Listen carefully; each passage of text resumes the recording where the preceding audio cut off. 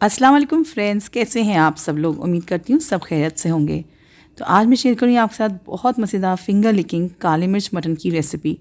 बहुत डिलीशियस बन के तैयार होता है, बड़ी प्यारी सी इसकी रिच ग्रेवी बन के तैयार होती है। तो आप रेसिपी को एंड तक देखिए, इसको फॉलो कीजिएगा। इस ईद पे मुझे उम्मीद है आप लोग को बहुत पसंद आएगी। अच्छा, यहाँ मैं ये रेसिपी प्रेशर कुकर में बना रही हूँ। आप चाहें तो इसको पतीली में भी बना सकते हैं, मगर ये कि उसका फिर कुकिंग टाइम एक्स्ट्रा हो जाएगा। मैं आपको आगे बता दूँगी आप फिर इसको कितनी देर पकाइएगा पतीली में। तो यहाँ कुकर के अंदर मैंने तेल डाला था और इसमें थोड़े से साबुत मसाले डालेंगे। तो बेसिक से मसाले हैं काली इलायची, हरी इलायची, ज़ीरा, लौंग, काली मिर्च, तेज़पात और दालचीनी। हल्का सा इनको हम फ्राई कर लेंगे 30 to 40 सेकंड्स के लिए। जब थोड़े से ये तड़क जाएंगे तो इसमें हम डाल देंगे प्याज।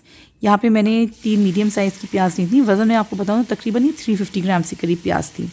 इसको मैंने बारीक स्लाइस करके तेल में डाल दिया है। प्याज को हमने बहुत ज़्यादा सुनहरा नहीं करना है, क्योंकि ये जो ग्रेवी बनती है काले मिर्च मटन की, ये ज़्यादा डार्क साइड पे नहीं होती है। बस आपने प्याज को ना 6 से 7 मिनट के लिए फ्राई करना। जब इसका हल्का सा कलर चेंज होना शुरू होगा, ये बादामी सी हो जाएगी, फिर इसके अंदर हम डाल देंगे गोश्त। यहाँ पे मैंने 1 किलो मटन लिया है। आप चाहें तो बीफ में भी इसको बना सकते हैं, बस उसका भी कुकिंग टाइम बढ़ जाएगा। और गोश्त के साथ मैंने यहाँ पे 3 टेबलस्पून के करीब लहसुन अदरक का पेस्ट डाल दिया था। और ये पेस्ट डाल के जो है ना आपने गोश्त के साथ अच्छे से मिक्स करना है। और अब हमने गोश्त को भूनना है। तकरीबन इसको हम 7 से 8 मिनट के लिए अच्छे से भूनेंगे। इतनी देर में जो गोश्त का कलर है ना वो अच्छे से चेंज हो जाएगा, ये हल्का सा ब्राउन हो जाएगा और जो लहसुन अदरक की जो कच्ची स्मेल होती है ना वो भी ख़त्म हो जाएगी। देखिए गोश्त बहुत अच्छे से भुन गया है, इसका कलर बिल्कुल चेंज हो गया है, ये गुलाबी से आप देख सकते हैं ना, हल्का सा ब्राउन हो गया है। अब इसमें थोड़े से हम सूखे मसाले डालेंगे। तो धनिया पाउडर, ज़ीरा पाउडर, सफ़ेद वाली काली मिर्च है, नॉर्मल वाली काली मिर्च और नमक। अगर सफ़ेद वाली काली मिर्च नहीं है तो आपने जो नॉर्मल वाली काली मिर्च होती है ना उसको थोड़ा सा बढ़ा लेना है उसकी क्वांटिटी को।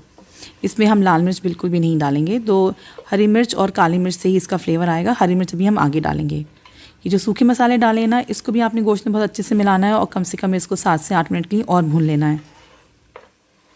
देखिए मसाले बहुत अच्छे से भुन गए हैं, तेल भी सेपरेट होना शुरू हो गया, खुशबू भी बहुत अच्छी आनी शुरू हो गई है। अब हमने गोश्त को गला लेना है। तो यहाँ पे मैंने बस आधा कप के करीब पानी डाला है।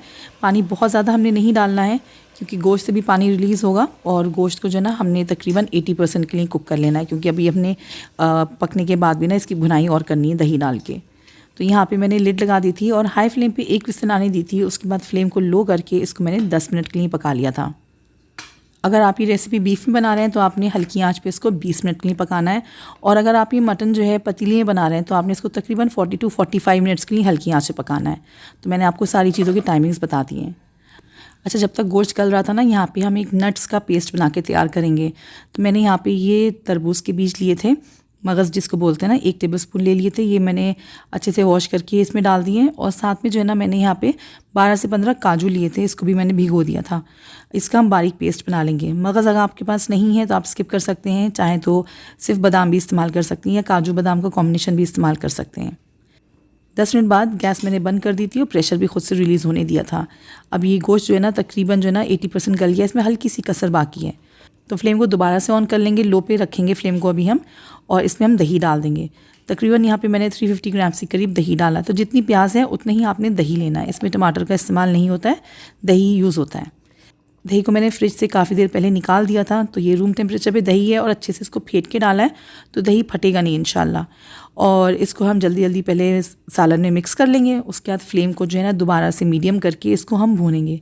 इतना भून लें कि दही से जो पानी था ना वो खुशक हो जाए और तेल दोबारा से सेपरेट हो जाए। देखिए इस तरीके से तेल जो है ना आप देख सकते हैं हल्का हल्का सा ऊपर आना शुरू हो गया है। इस पॉइंट पे जो हमने अभी नट्स का पेस्ट बनाया था ना वो हम इसमें सारा डाल देंगे। थोड़ा सा पानी डाला था मैंने बस बोल को क्लीन करने के लिए। और इसके अंदर आप चाहें तो मलाई भी डाल सकते हैं, क्रीम या मलाई जो भी आपको पसंद है। खुशबू के लिए आधा चम्मच गरम मसाला पाउडर डालेंगे और थोड़ी सी हरी मिर्च डालेंगे। तीखापन जो है ना आप हरी मिर्च और काली मिर्च से ना एडजस्ट कर सकते हैं।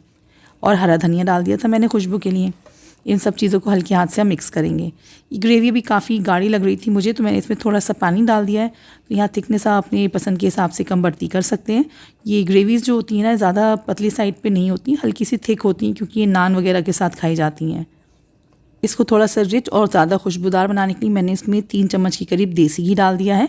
और इसमें जाएगी फ्रेश कुटी हुई काली मिर्च। तकरीबन 1 टेबलस्पून के करीब काली मिर्च को आप कूट लीजिएगा इमाम दस्ते में डाल के या फिर ग्राइंडर में डाल के।